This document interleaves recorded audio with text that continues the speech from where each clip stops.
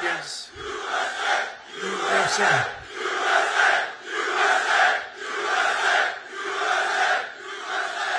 Well, thank you very much. A big hello. This is a special group of patriots, champions, winners. You are winners. Oh, I'd love to have your job.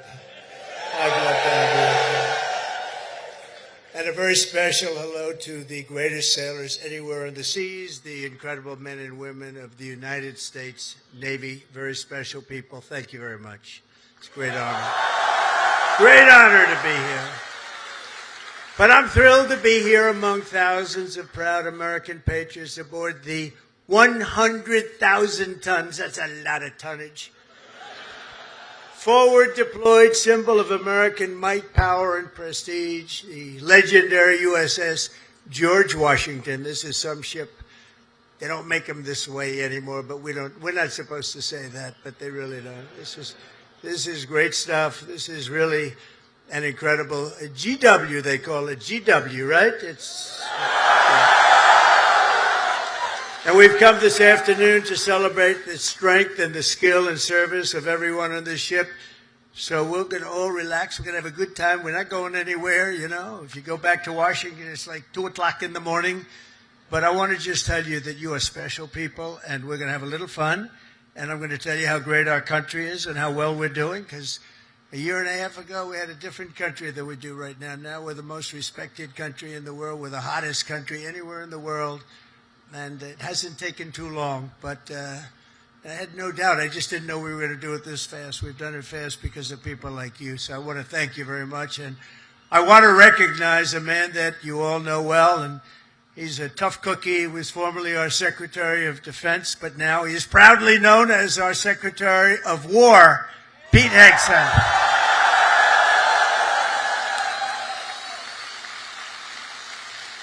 And, you know, I don't say this. He gave up a hell of a job. They were going to pay him millions of dollars. They didn't want him to leave. That crazy fox, they didn't want him to leave. But he wanted, you know, every time I'd go on that show, all they wanted to talk about is the military. And I said, you know, if I ever do this, I'm going to bring this guy along with me. He knew more about it than anybody. He didn't want to be doing the other stuff. And he had a chance. He could have made so much money he wouldn't have known. He didn't want that. This is what you wanted, Pete. He's so happy now. Those drug ships aren't coming in anymore. We can't find a ship. There's no ships coming in with drugs, you know. It's like he's been incredible. So thank you very much, Pete. You gave up a lot. We appreciate it. Thank you. And unlike past administrations, we will not be politically correct. You don't mind that, do you? When it comes to defending the United States, we're no longer politically correct. We're going to defend our country any way we have to, and that's usually not the politically correct way. From now on, if we're in a war, we're going to win the war. We're going to win it like nobody ever before. You know, we'd go in, we'd blast the hell out of countries. Shouldn't have gone in. By the way, if you don't go in, that's even better. We don't have to go in, peace through strength. But, you know, we'd go in, we'd win, and then we'd leave. They used to say, to the victor belong the spoils. Well, we'd be the victor, then we'd leave, because we had people that didn't know what the hell they were doing. But we're also very honored to be joined by hundreds of our incredible Japanese partners, and they are incredible. Thank you very much. Thank you.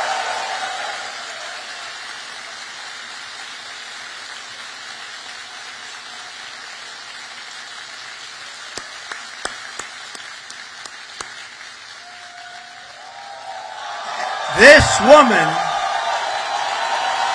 that's right.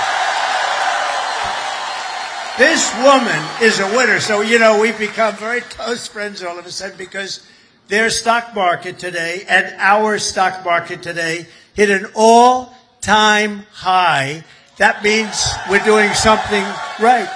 But the cherished alliance between the United States and Japan is one of the most remarkable relationships in the entire world. Really, there's never been anything like it. Born out of the ashes of a terrible war, our bond has grown over 8 decades into the beautiful friendship that we have. It's a foundation of peace and security in the Pacific. You see it? So on behalf of all American sailors stationed in this beautiful country, let's hear it for our allies and the Japanese self-defense forces and all of the Japanese people that we love and respect. And I have such respect for Japan and the country, and now I have a really great respect for the new and incredible Prime Minister. And I have to say this, the first female Prime Minister in the history of Japan. Madam Prime Minister, please say a few words. Thank you, Mr. President, and thank you all. 本日、米国の海軍創設250周年という記念すべき節目に、トランプ大統領とともに地域の自由と平和を守る象徴である空母ジョージ・ワシントンで挨拶するチャンスをいただいたこと、心から光栄に思います。This year marks the U.S. Navy's semi-quincentennial anniversary. As we celebrate the important milestone, I'm truly honored to have this opportunity to deliver remarks with President Trump aboard the aircraft carrier USS George Washington, a symbol of protecting freedom and peace in this region.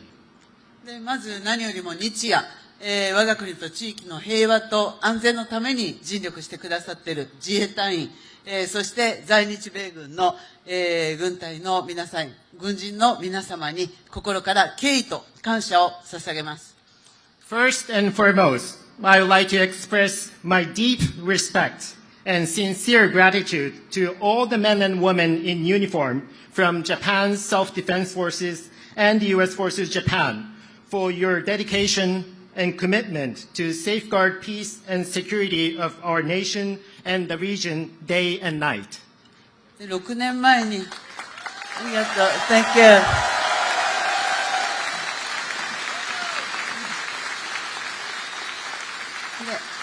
6年前、この横須賀の地で、トランプ大統領と、亡くなった安倍晋三、総理が、日米が共に手を取り合って、この地域の平和と安全を確保していくという決意を示しました。6 years ago, at this same place here in Yokosuka City, the late Prime Minister Shinzo Abe and President Trump stood side by side and demonstrated their resolve that Japan and the United States would join hands to ensure peace and security in this region. 今、ここに再び日米の最高指揮官が並び立ったこの機会に、私はその決意を引き継ぎ、インド太平洋を自由で開かれたものとし、そして地域の平和と繁栄の礎とする決意を新たにしました。Now, as the two commanders-in-chief of Japan and the United States stand together once again, I have renewed my determination to carry forward that resolve and to make the Indo-Pacific free and open so that it will serve as the foundation of peace and prosperity for the entire region. 今、我々はかつてないほど厳しい安全保障環境に直面しています。平和は言葉だけではなく、確固たる決意と行動によってこそ守られます。Now, we are facing an unprecedented severe security environment. Peace cannot be preserved by words alone. It can be protected only when there is an unwavering determination and action.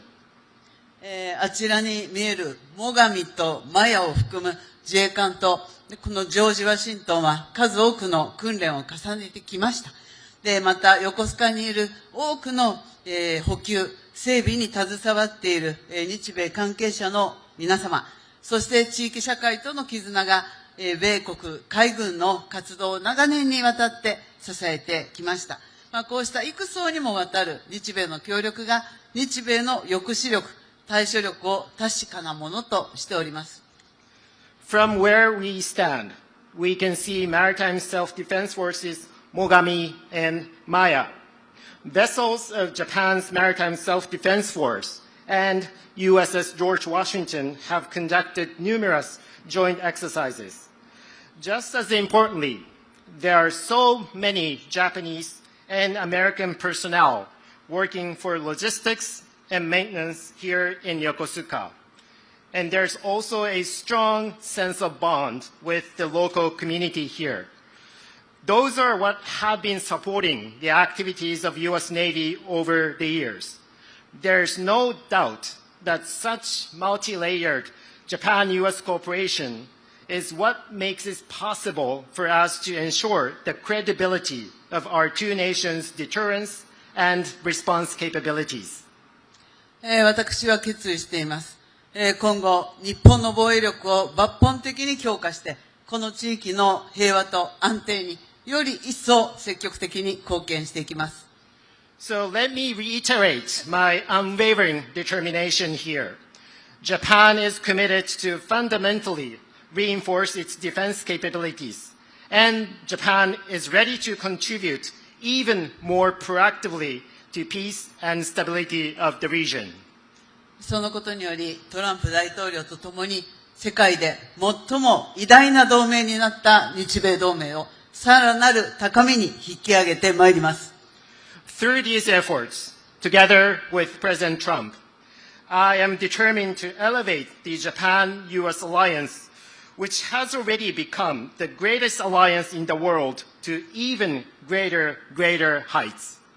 日米は共に歩を掲げ、自由で開かれた海を進みます。この横須賀から紡がれる航路は、日米の絆を輝く未来へと導くことを確信しています。Japan and the United States will advance together with our sails raised high across a free and open sea. And I am very confident that the sea route from Yokosuka will make our bond even stronger and stronger and bring our two nations on the path to a shining future. Thank you.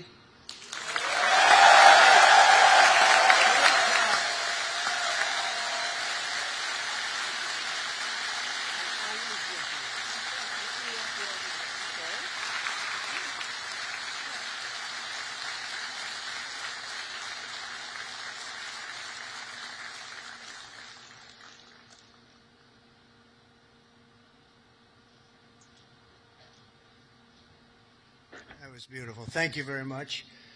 And we will have a long, good relationship, and we'll have fun doing it. You know, you have to have fun, although sometimes it's never fun. She's tough to negotiate with, I want to tell you. But I'm delighted to report that I've just approved the first batch of missiles. You saw a couple of them coming down with me. I hugged them. We need them. They're the best in the world. Nobody has them like we have them. They all want our missiles. That's the problem. Everybody wants them. But it's the first batch of missiles to be delivered to the Japanese self-defense forces for Japan's F-35s. And they're coming this week, so they're ahead of schedule. So I just want to tell Madam Prime Minister, they've been waiting for those missiles, and we got them here right away as soon as I heard about it. I want to thank former Senator, a great gentleman, by the way. He was so popular, but I took him out, and I made him Secretary of State. I think he was born for it. Marco Rubio, thank you very much, Marco. Where are you, Marco? Great job. Great job. He was born for it. Ambassador George Glass, thank you very much, George. Good job you're doing. Thank you. And many of our outstanding uniform leaders with us today, including the head of the Indo-Pacific Command, Admiral Samuel Paparo. Where is Samuel? Hello. Good, but these are good-looking people. Could make a movie with these guys. They're like Central Cat. Look at this group of people. Commander of the U.S. Forces, Japan, General Stephen Jost. Thank you, Stephen. Thank you very much. The commander of the 7th... Oh, that's a big deal. I think you want to switch jobs for 1 week. Only for 1 week, all right. 7th Fleet, big stuff. Vice Admiral Fred Kacher. Fred, thank you very much. That's great. And the commander of Carrier Strike Group 5, Rear Admiral Eric Pappy Andoze. Hello, Pappy. That's great. Good. Thank you very much. And, of course, we can't forget about your command triad aboard the George Washington. There's nothing like this one. This is a beauty. And I hear your commanding officer is a big Alabama football fan. You know, I love Alabama. I love Alabama. Timothy waits, and let me just say, roll Tide. You know, I love Alabama. Roll Tide. Where's Timothy? Where's Timothy? That was a hell of a game this week. I don't know how the hell you pulled that one out. That was. If you didn't win, I wouldn't have mentioned it. I would have just introduced you. I wouldn't have.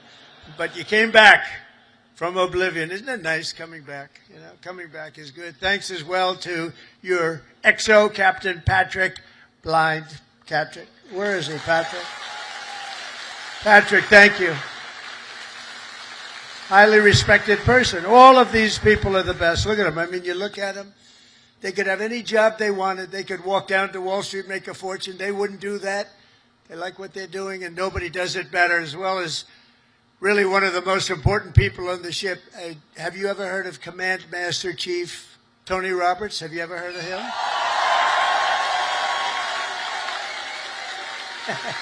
Wherever you are, where's Tony? Thank you. Thank you, Tony. He's a popular guy. And as many of you know, this month we're celebrating a truly momentous anniversary. 250 years of courage and pride, honor and victory by the United States Navy. 250 years. Can you imagine?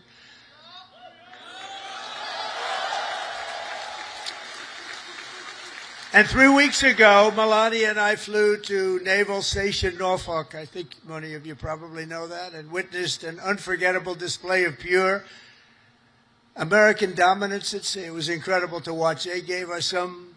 Then I said, slow it down, costs a lot of money. Let's save it. You know, let's relax a little bit. They gave us some great display, from the thunderous roar of the guided missile destroyers, never saw anything like it, to the spectacular sight of nuclear submarines all over the place, to the unstoppable force of another great American aircraft carrier. One thing was clear, that no enemy will ever even dream of threatening America's Navy. There's no Navy even close, not even close. You hear about some of them doing ships, but nobody can do what we do. Nobody has what we have. And we also have the best equipment that rides along in those ships. You see that. Nobody makes equipment like we do. Nobody makes the ammunition, the weapons, the missiles, the planes, none of it. And if they do, the American sailor stands ready to crush them and sink them and wreck them and blast them into oblivion, right? We have to.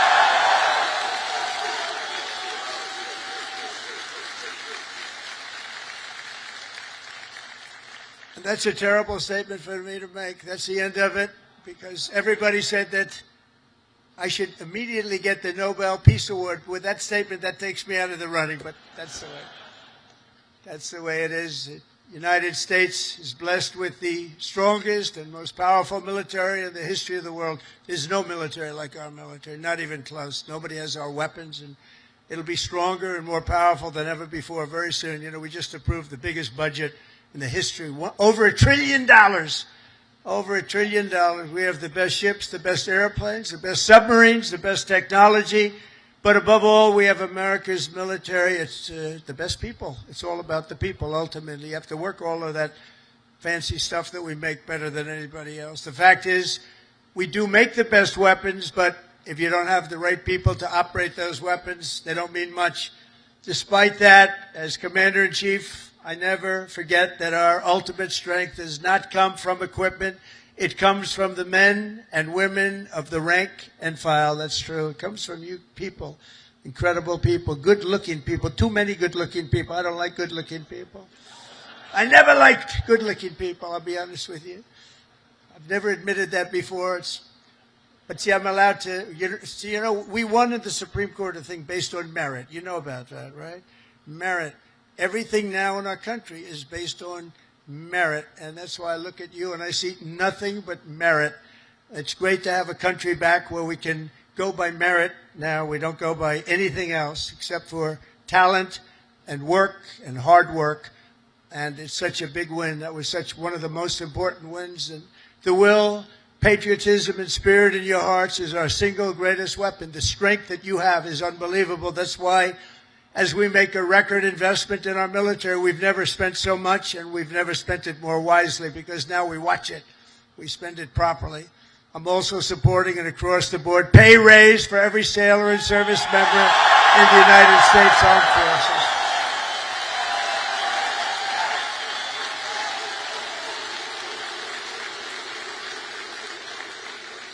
Now, if you don't want it, you want to give back to your country, just let us know. We won't give it to you. Is there anybody in that category? Huh? But now, all we really have to do is get the Democrats to approve it. But they'll come along. They always do, you know, they always do. And because I heard that the sailors on the George Washington took a hit to your family separation pay, you know what I'm talking about, right? You took a little hit to be here, right? By returning to the port, you returned early for this event. I am delighted to announce that as your sort of boss, I don't feel like your boss, but I guess I am.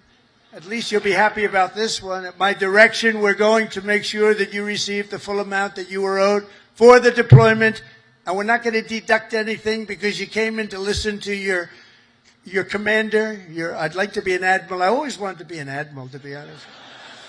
Don't tell the other people that I love so much. You know, they sit around the table, they have all those beautiful stars and stripes. But I'll tell you what I love. I always love the admirals. I love those uniforms. And I look at these guys. I don't think I would have done very well if I had to compete with these people. They're too good. But I always felt that the Navy is a very special group of people. And I see it when I see you. I see it over the past 11 months. The spirit of our military has been soaring like never before. You know that. The spirit of our country has been soaring. After years of recruiting shortages, and we had bad ones. It was embarrassing, frankly. During my campaign, before the election, November 5th, after that it all changed. After we won, it all changed. And now we have waiting lists with record numbers trying to join the U.S. Navy and all of the armed forces. We have literal waiting lists, and I'm pleased to report that 2025 was the Navy's single best recruiting year in many generations. That's pretty good, isn't it?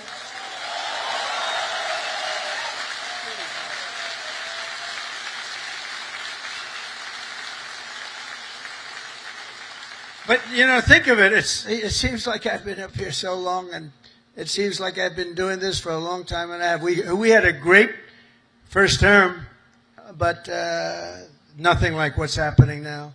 We had the greatest economy in the history of our country. I rebuilt the military in the first term, and then they gave a lot of it away to Afghanistan. But it was really just a tiny speck, but it was the concept of what it was. But we rebuilt the military, and we did so many things in the first term, but we're blowing it away right now. But think of it, just 1 year ago, I was in the middle of a campaign. Can you believe that? It doesn't feel that way. I said, you know, you're right. It's not November 5th yet. We have another week or so to go. I was campaigning 1 year ago. And look at all the things that we've done since this unbelievable day, November 5th. That's when it all changed. When we won on November 5th, it all changed. And we went from a country that wasn't respected and a lot of people that had no spirit. That includes joining the police, the fire departments. They didn't want to join. After that, they started joining, and it seems like 10 years ago, not less than a year. Think of it, less than a year ago, I was campaigning. You know, we won the second election by a lot, so we had to just prove it by winning the third by too big to rig, I called it. It was too big to rig. And it was an amazing victory. And thank goodness we won, because we were in big trouble. We were in big trouble. But the new recruits, every sailor aboard this ship has answered a sacred call of duty to cross any ocean, fight any battle, and defend America and its allies with unwavering resolve. As you know, the George Washington is the only aircraft carrier on Earth that is permanently stationed overseas. It's permanent. Now, if you'd like to take a trip back to America, hell, let's do it one time. Well, I'll join you. I'd love to join you. You know, when I landed on this, it doesn't feel like a ship. It's solid. This is a solid piece of stuff. These 4.5 acres of power and steel are the front line of American freedom in the Pacific. Every day you're taking risk to keep our country safe and to defend peace and security in this incredible part of the world, working with Japan, working with other nations. I just left Malaysia. We stopped a big war with You know that. We stopped 8 wars. Can you imagine? In 8 months, I stopped 8 wars. Like, I stopped a war a month. Think of that. That's pretty good. But I just left Malaysia. Thank them because they helped us very much with one of them, and actually for even a second. They're great people, and they send their regards. I spent a day there with the Prime Minister, and we had a good time. But you carry out your mission bravely. You carry it out brilliantly. And on behalf of all Americans, I just want to say, and I came over to say it loud and clear, thank you very much. Thank you. Thank you. Incredible people. You are incredible people.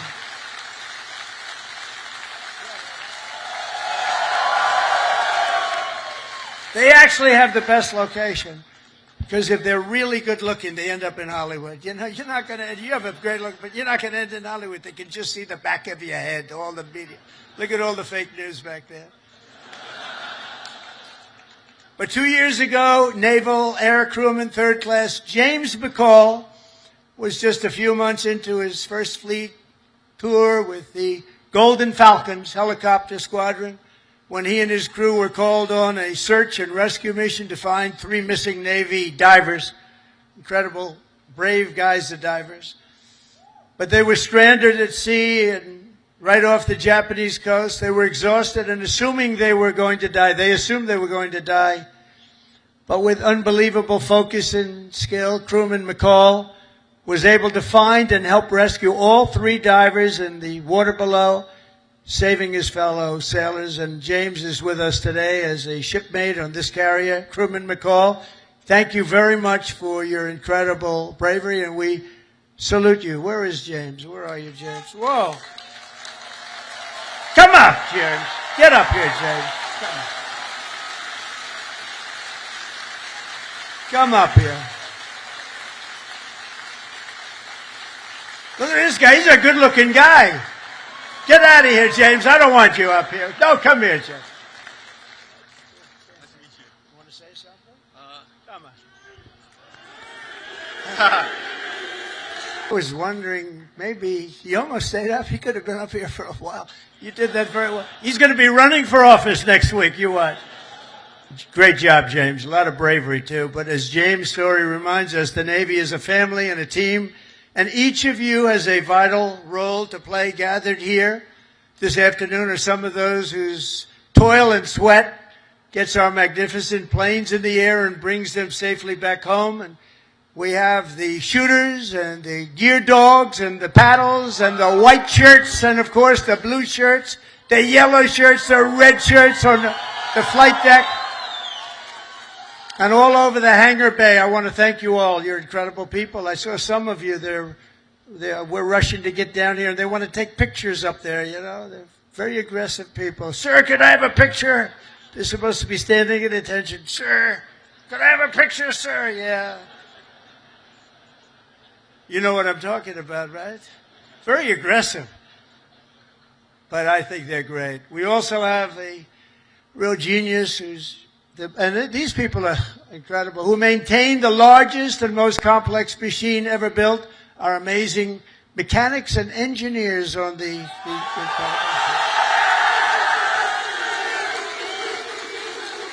And I asked your captain, you know, I'm building aircraft, I'm building a lot of things, but I said, Captain, you got to tell me something. I know a lot about these ships. I know a lot about these things, building. I want to know catapults. Which is better, the electric or the steam? Okay, ready? You guys, that's what you do, right? This is so much better. You know, they go out, hire a consultant for millions of dollars that was never on an aircraft carrier before. So they switched to electric. I disagree with it, but that's all right. Let me ask you. We're going to go steam first and then electric. Catapults. Which is better? Electric or steam? I'm going to put it in order. Seriously. They're spending billions of dollars to build stupid electric. And the problem, when it breaks, you have to send up to MIT, get the most brilliant people in the world, fly them out. It's ridiculous. The steam, they said they can fix it with a hammer and a blowtorch. And it works just as well, if not better. And I love the sight of that beautiful steam pouring off that deck with the electric. You don't have that. So, we did the Ford and electric, the cost overruns, everything else. But, I hope it's going to be okay. But I like steam. We're going to go back to steam. They change just for the sake of changing. I said to the architect, have you ever designed a ship before? He only did the biggest ship in the world, right? The Ford. But we're going to go back. Okay, now let me ask you the second question. Hydraulic for your elevators or magnets? The new thing is magnets. So instead of using hydraulic, that you can be hit by lightning and it's fine. You take a little glass of water and you drop it on magnets. I don't know what's going to happen. So the elevators come up in the new carriers. I think I'm going to change it, by the way. They have magnets. Not every tractor has hydraulic. Every excavator, every excavating machine, of any kind has hydraulic. But somebody decided to use magnets for your elevator. Maybe they're good. Which is better, hydraulic or magnets? What the hell is wrong with these people? Can I ask you, the top-ranking gentleman right here? Seriously, I'm putting out an order. I'm going to sign an executive order. When we build aircraft carriers, it's steam for the catapults and it's hydraulic for the elevators. We'll never have a problem, okay? Do you agree? He agrees. Everybody agrees, but these people in Washington. All right. We're going to do that. I'm serious about it. It bothered me so much. I'd see the costs come in. They spend $900. This is not on my watch, so, if it was on my watch, I would be very quiet about it. I wouldn't be talking about it. They spent $993 million on the catapults trying to get them to work. And they had steam, which works so beautifully, and it has for 50 years, right? So we're going to go back. Seriously, fellas, I want to make that change. I'm going to do an executive order. I'm not going to let them continue to do this. They're trying to make it work. They're trying so hard, and they have something that's perfect. So we're going to go back on that and the magnets. Thank you very much. And, of course, we cannot forget the daredevils and the pilots of the famed carrier Air Wing 5, known as Team Badman. What the hell is that all about? Who are they? They're bad. The elite air units aboard this vessel are storied squadrons like the Royal Maces, the Diamondback, the Argonauts, the Chippies, the Titans, the Tiger Tails, the Shadowhawks, and the Saberhawks. All great, brave people. They're all incredible. You're all incredible people. Do you know, they say, and I love it, I love aviation. I actually had a brother who was a pilot. And see, Biden used to say he was a pilot. He was a pilot. He was a truck driver. Whoever walked in, he wasn't a pilot. He wasn't much of a president either, to be honest with you. That I can tell you. That we all know. But they say the hardest thing to do is landing a plane on an aircraft carrier. You ever hear that? And great pilots can do everything. They're great pilots, but they can't do that. It's a very special talent. So the people that do that are in this room, you're a very small group of people. Tremendously talented pilots cannot do it for a lot of reasons. There are a lot of reasons. A lot of it's right up here. So I have great respect. The hardest thing you can do as a pilot is land. You know that this ship is so big. But when you're up there in the Pacific or the Atlantic and the waves are crashing and it's getting dark, or it is dark, which is even worse, getting dark is better. But when you're up there, they say it looks like a little needle in the ocean. It's just a little thing, and you're landing on top. So I have great respect when I see them land. 3 weeks ago they were landing and doing it beautifully. They had they're very, very talented people, and nobody embodies skill and nerve and swagger and the attitude like a U.S. naval aviator. So I have great respect for you all. Thank you very much. It's one of the reasons I'm here. That's why I'm here, not someone else. I didn't need this. I didn't need the whole damn job. I could have had I had such a beautiful life. But you know what? We're making America greater than ever before, and that's why I'm doing it. And we are doing numbers that nobody's ever seen, nobody ever even thought possible before. Think of it. A year ago, we were a dead country. We were like a dead country, and now we have the hottest country anywhere in the world. there's nobody even close. It's pretty amazing, I'll tell you. None of it would be possible. All of these things that we're doing, all of the respect that we have, it's really because of people like yourself and the armed forces generally. It's amazing the job that you all do. None of it would have been possible. And all of those important missions in the Navy, the devoted members of the Food Service Division serving up to 14,000 meals every single day. How's the food? Good? They say it's good. Is it good? I hope it's good. It's probably my kind of food. I like that kind of food. But they don't get the credit they deserve. I want to just thank them very much and congratulate 14,000 meals. Let's also hear it for all the sailors holding the American flag high at Seafay, as well as the crews from the ferocious Desron 15. Desron 15.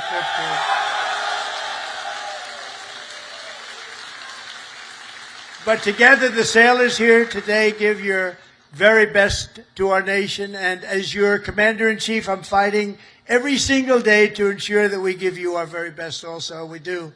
We do. We're giving you everything. We're giving you more than anybody's ever given. We're bringing it up to a standard that nobody's ever seen before. We're starting to make ships. Also part of our deal with the trade is we're starting to make ships. We used to be number one at making ships, and then we lost our way.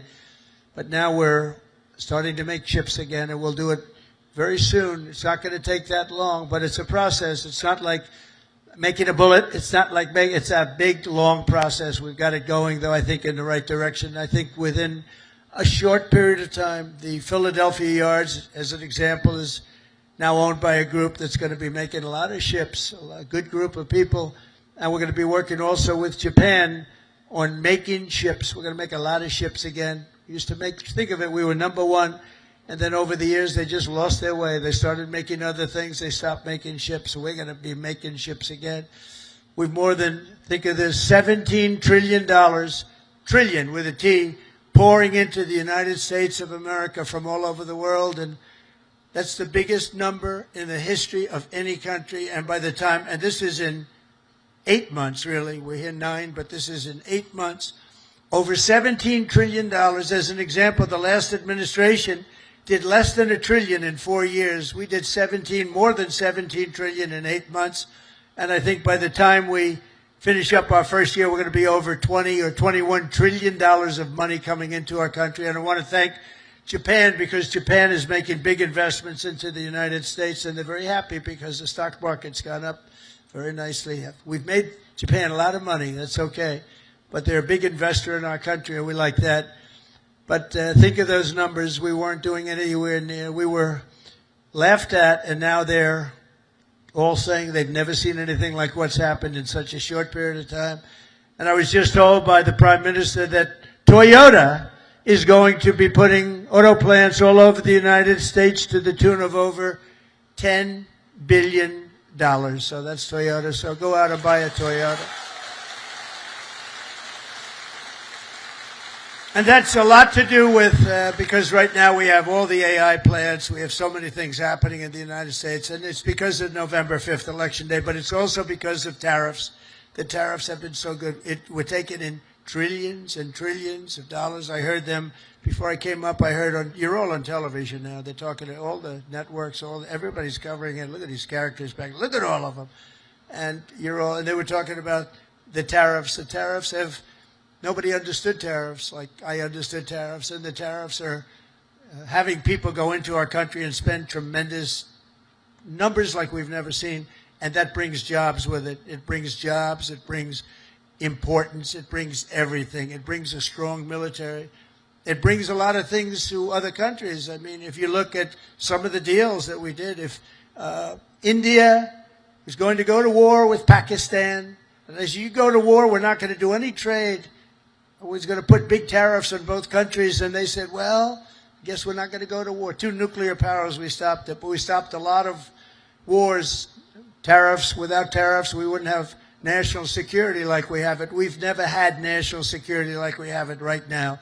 And literally a year ago, you had very little national security. You had people that didn't have a clue.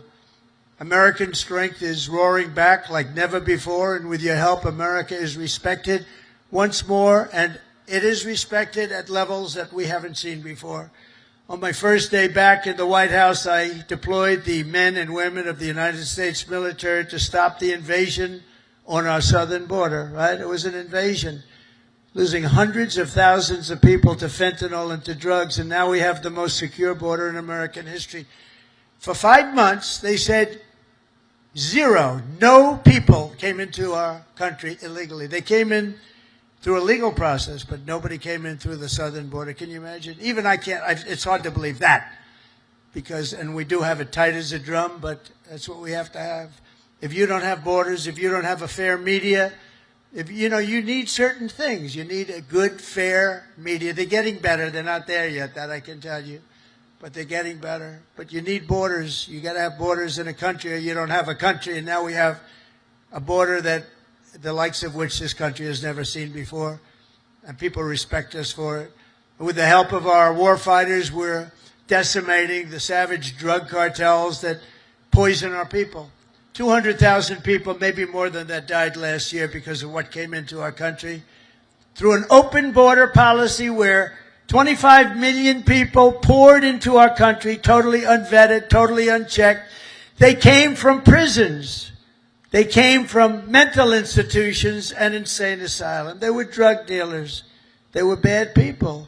11,388 were murderers, half of which committed more than one murder. They let them into our country. We're getting them the hell out. We're getting them out. We're getting them out fast. Is that okay with you? Yes, right? I have no doubt. Got to get them out.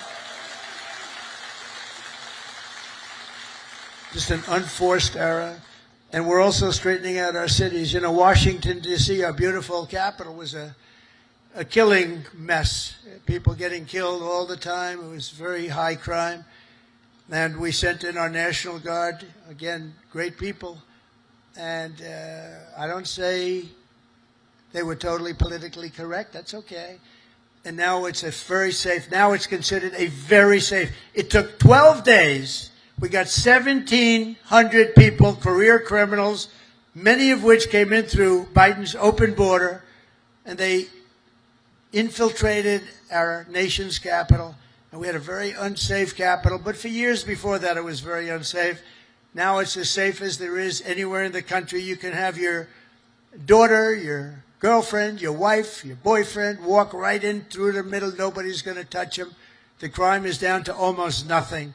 It's a whole different ballgame. It took literally 12 days, but let's give us a month to do it really. We had it drum tight, and it's a beautiful thing. And our people in the service, and people don't care. If we send in our military, if we send in our National Guard, if we send in Space Command, they don't care who the hell it is. They just want to be safe.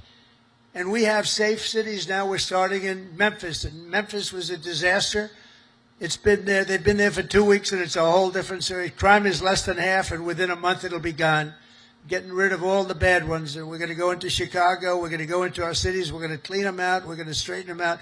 And we're going to have safe cities because you want to protect safe cities. We're going to have beautiful, safe cities, and it's happening very quickly and very easily, actually. It's easy for us. It's hard for them.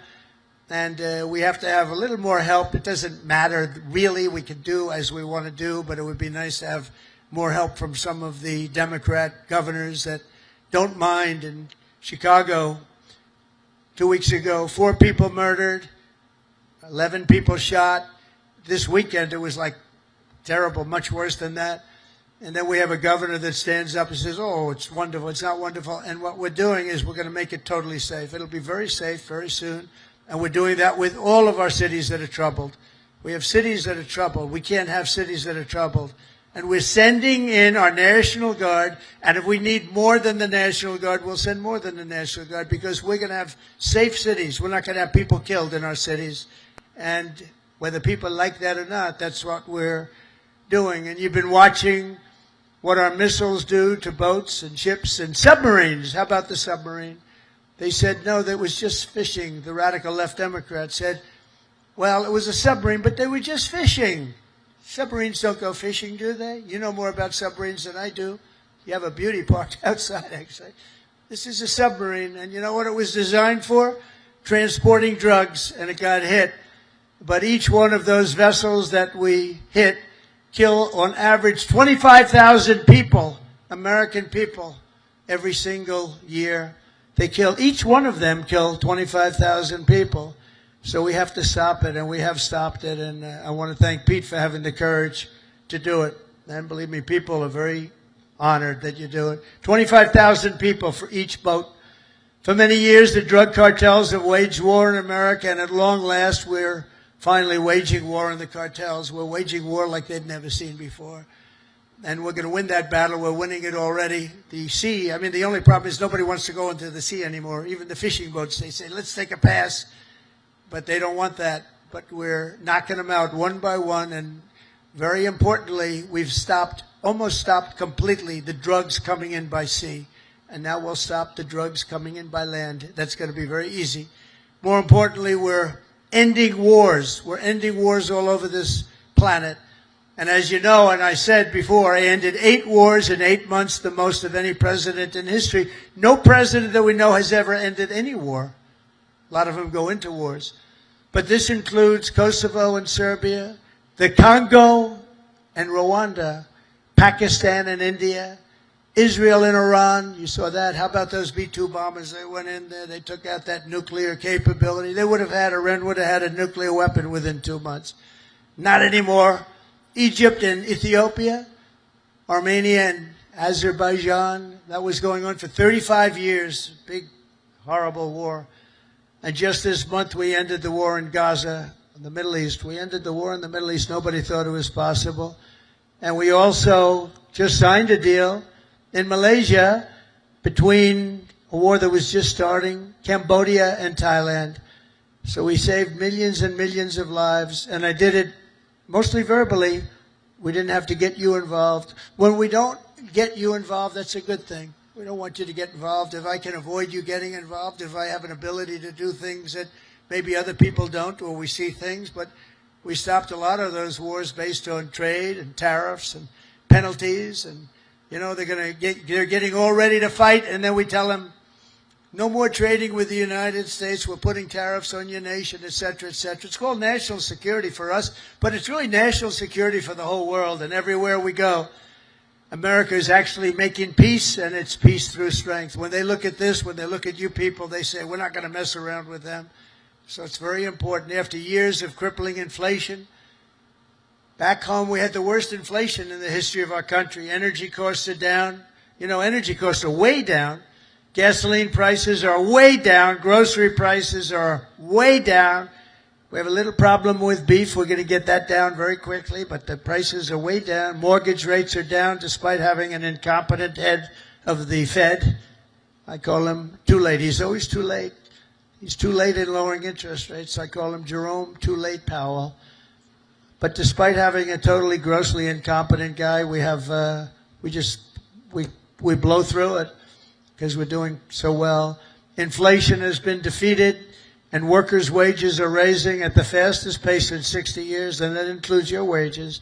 They're rising in the fastest pace. The workers, I'm not talking about the rich people. Rich people, everyone's doing well. Everyone in our country is now doing well. My first term, we built the greatest economy in the history of the world. We had an economy like nobody has seen before. Now we're doing it again, but this time actually it's going to be much bigger, much stronger. I told you $17 trillion, but it's going to be $21 trillion. And that's numbers that have never been heard of before. Much bigger than any other country in the world by literally $16 trillion. It's amazing. The sailors in this ship sacrificed so much for our country, and the president, and I will tell you, the president standing right up here loves you. I respect you and I love you. And I'm giving everything I have to make sure that when you get home, you find an America that is safe and proud and sovereign and free. One service member who reminds us that we're working for you and for everybody and for our country is Chief Warrant Officer Will Hightower, who serves on the George Washington in the all-important DEC department. Do you know what the DEC department is? I have no idea. But they do.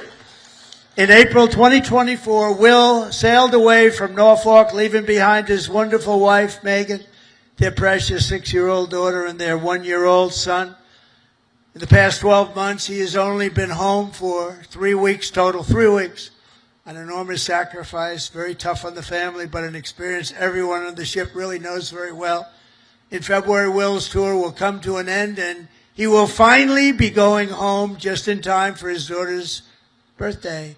So, Will, I want to thank you together with all of those people that go through the same thing. I want to really thank, where is Will? Is Will around here? Where is Will? Wow, look at him. These are good-looking people here. That's great, Will. How does it feel? Good? That's great. Feels amazing. That's fantastic. That's fantastic. See, in the old days, I'd say, does your wife still love you? But I don't do that anymore, you know? Does your wife still love you? Yes. Do you still love your wife? Every day. That's good. Okay, that's good. So that's good. Great. Beautiful. Say hello to your daughter, right? And your wife.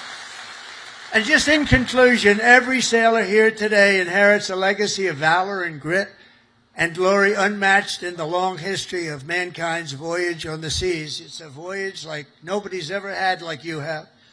For 2.5 centuries, America's Navy has preserved the vision of our first Commander-in-Chief, who gave this ship its storied name, its righteous soul, and its timeless motto, first in war, first in peace. Very famous phrase, George Washington.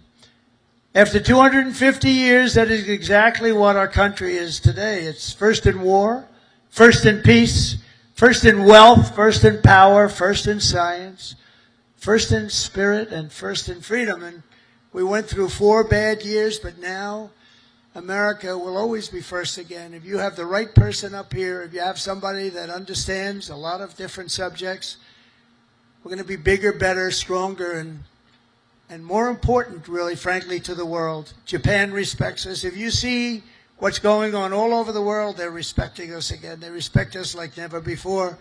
The treatment they gave me all over as I go around to different countries is great, but it's really a respect for me, but it's a bigger respect for our country. They respect our country again.